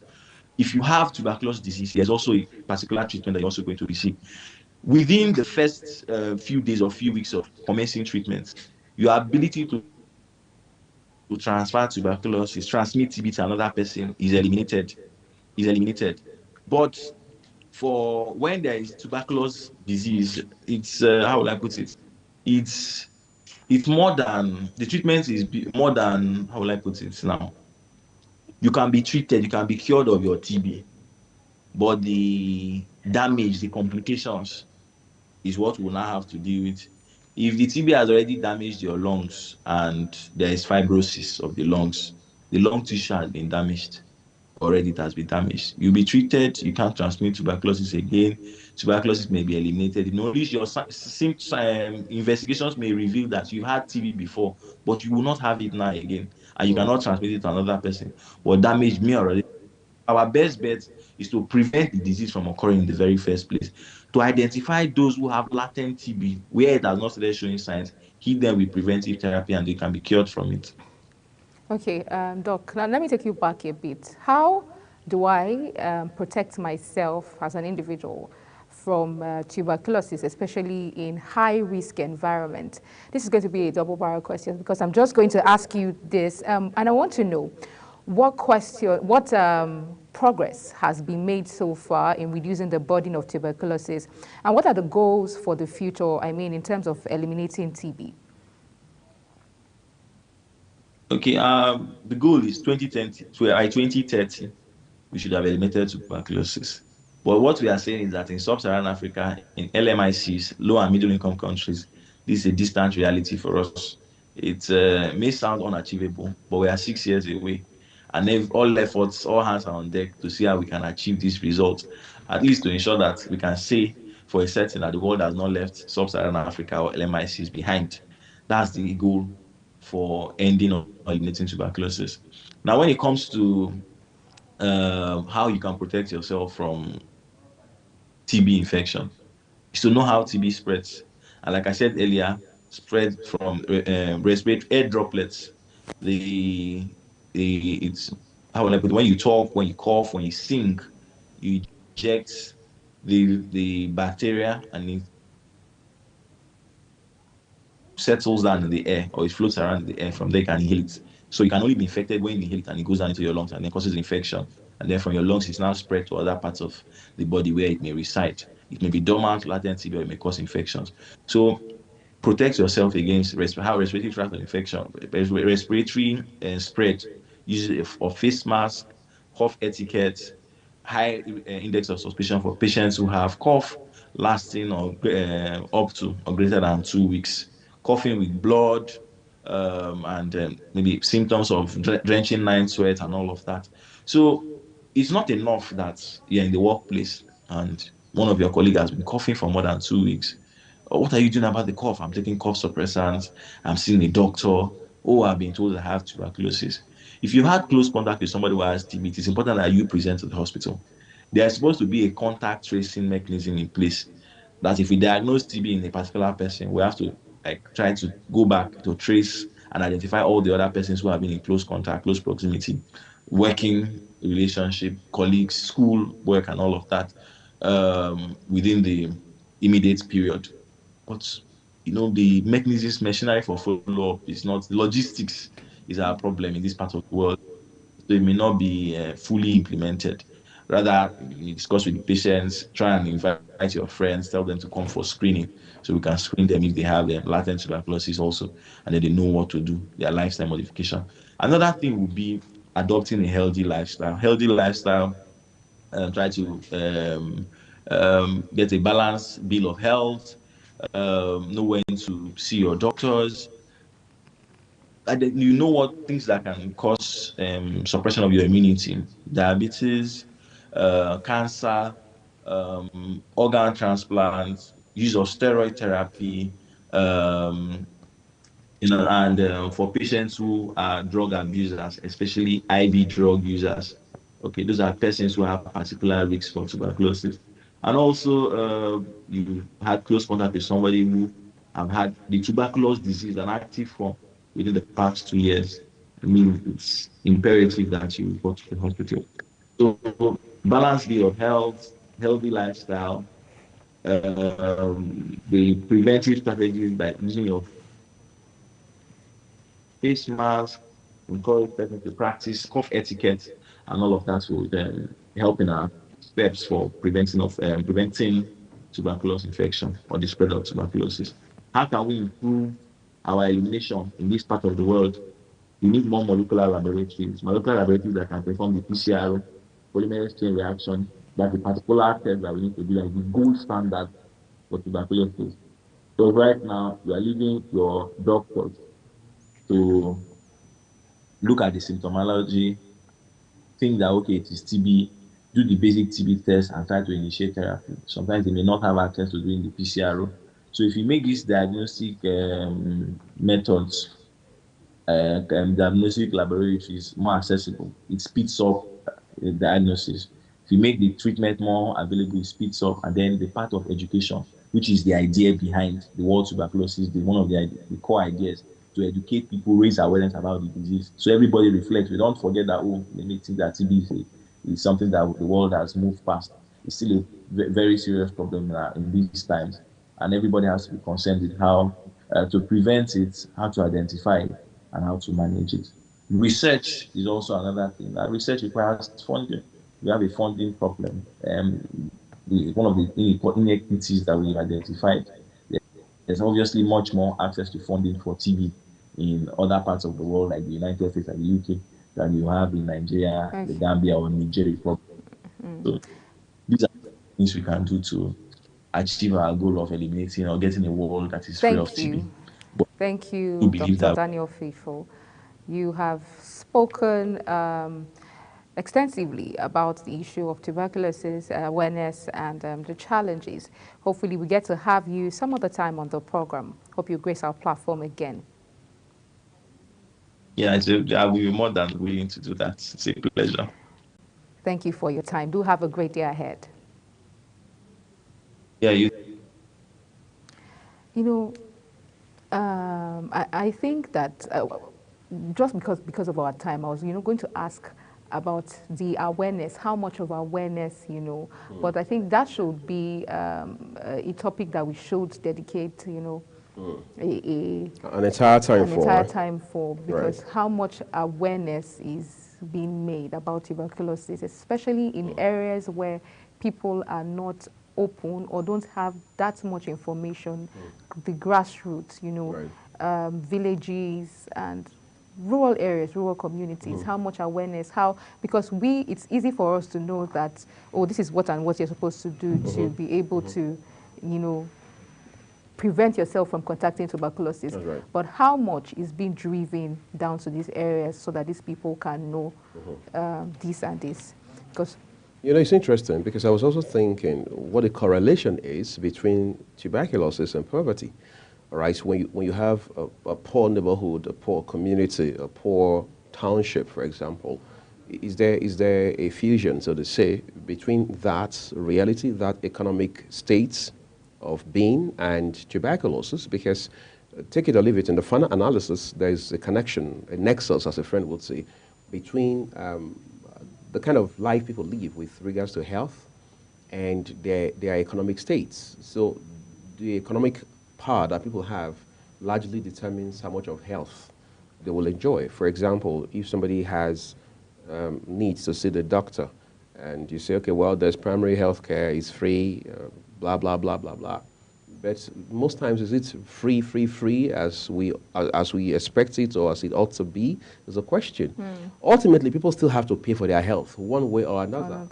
It's just the mode of payment, the circumstances under which the payment is made that will differ. But they sure have to pay for health. And the good thing is we have a pharmacist joining us on the program this morning. She's also going to help us find sense around the narrative that has to do with medication for tuberculosis. Like Dr. Daniel pointed out a while ago, there are people who think, well, I've used bitter cola mixed with honey, I've used warm water and sugar.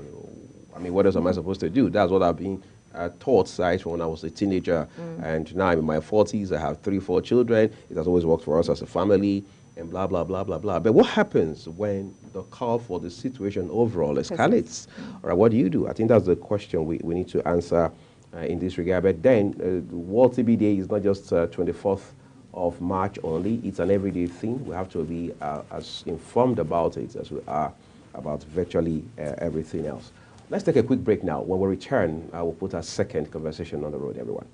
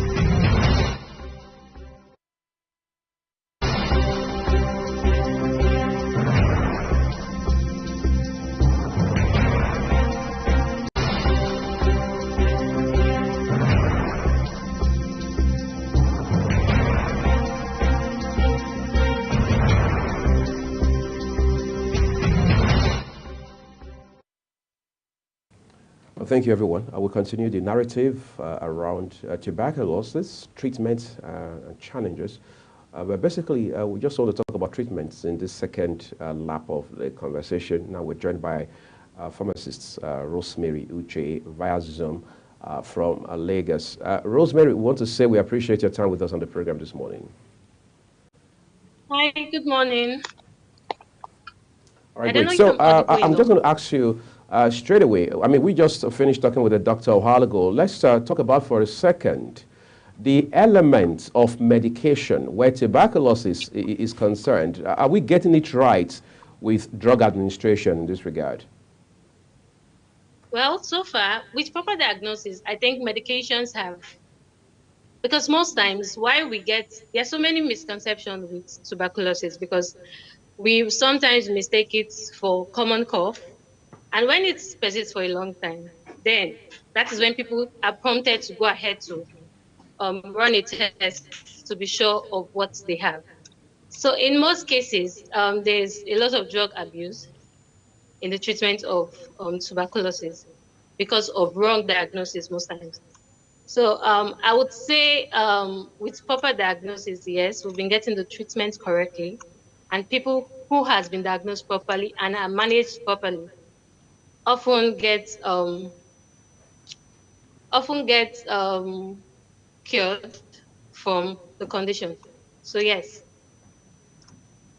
All right, great. I'm just going to, my colleague, by the way, Queen Agaba, is on the show. She would also engage you a little. But I was going to ask, do we have as much awareness regarding medication for tuberculosis? Because a while ago, our first guest, Dr. Daniel Faithful, said most times people just go on self-help voyage.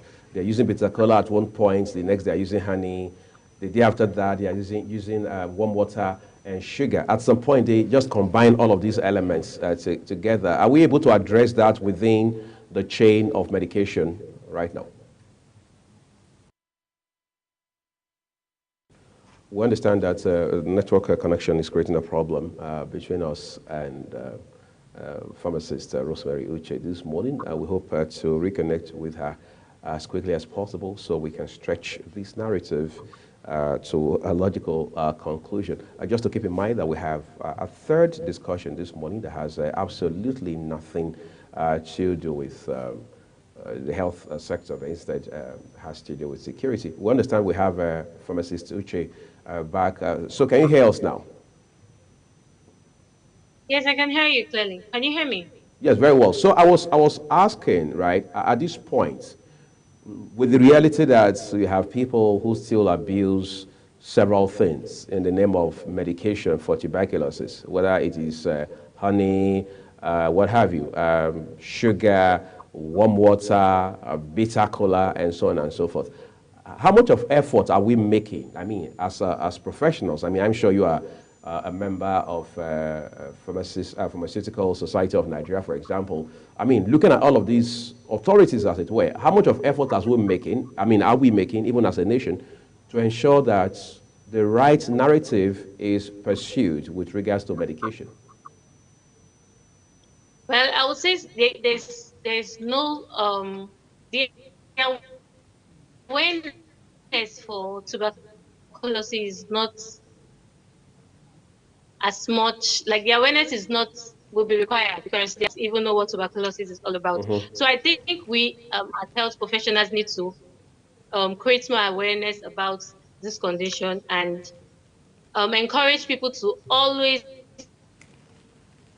go for a test, because there are some people that are even they are carriers of these bacteria and they are not aware of it, and they have the tendencies of spreading it from one individual to another. So we should create more awareness, encouraging people to go ahead and test themselves of the condition to be sure they are not carriers as well. All right, Rosemary, I want to know how affordable, TB drugs, maybe for the very basic, when you're experiencing symptoms of tuberculosis, how affordable are they? I also want to know if there are measures, where these drugs are given freely? Are they given freely in some hospitals or places that you know of? I just want to know what's the range of these, the price range of these TB drugs are like for an average Nigerian. Okay, so when diagnosed in certain facilities, the medication is actually free. It's actually free, so they could walk into a registered facility and get the medications for free. So basically, the medications are given out for free, and most of them you get from the pharmacies are not outrageously expensive. So they are most times affordable. Okay. So I was just going to ask you, because a while ago, my colleague and I were chit-chatting about the element of poverty when it comes to healthcare, particularly in this regard, tuberculosis. It's very easy to have a conversation like this on live television and talk about how that these drugs are not astronomically expensive. But then, when it's all said and done, somebody still has to spend a kobo here and a naira there to purchase these drugs. That's not what I want to talk about. I want to specifically talk about partnerships. I mean, international donors, all of those international or foreign partners who come into this country to support our healthcare system in terms of fighting tuberculosis. Because the theme for this year says, yes, we can end tuberculosis. From where you stand right now as a professional pharmacist, do you see that end in sight? Yes, I do. I see the end in sight. We as healthcare professionals, if we put in more effort to create awareness about this and ensure that as we reach out to as much or as many people as we can, people in the underdeveloped areas and people in slums as well. We should reach out to them as well. If we can do that, then we can achieve it. It's very possible. So it just takes the effort. We just need to put in more effort. Okay, and let me know also, because I'm sure you have a lot of people come to you as a pharmacist. How much awareness do you think we are very aware in terms of tuberculosis? How much awareness is really at the grassroots? Do people know about the dangers of tuberculosis? Do people know that they can get free treatment? Have you ever come in contact with anyone that told you that they didn't know or never knew that tuberculosis treatment is free of charge? So just let me know what it's like out there. Okay, yes. Yeah, a lot of people are not aware of the condition tuberculosis, and they are not also aware that the treatment is actually free. So we still have a lot of work to do, because this condition is actually something we need to create more awareness on. Okay, do you have any way you think that individuals can, partner in the fight against tuberculosis and creating awareness? For example, you as a pharmacist, how do you play your part? How do you ensure that people are very aware? Do you have one-on-one, conversations with people who have tuberculosis? How can I come in as, just an individual who knows that tuberculosis treatment is free? Okay, it's a long process though, because coming in now we have to talk about getting NGOs who are really interested in this condition and are interested in reaching out to people concerning this condition. So it will need a lot of partnership. It will need a lot of organization coming in, organizations that are actually concerned about this condition.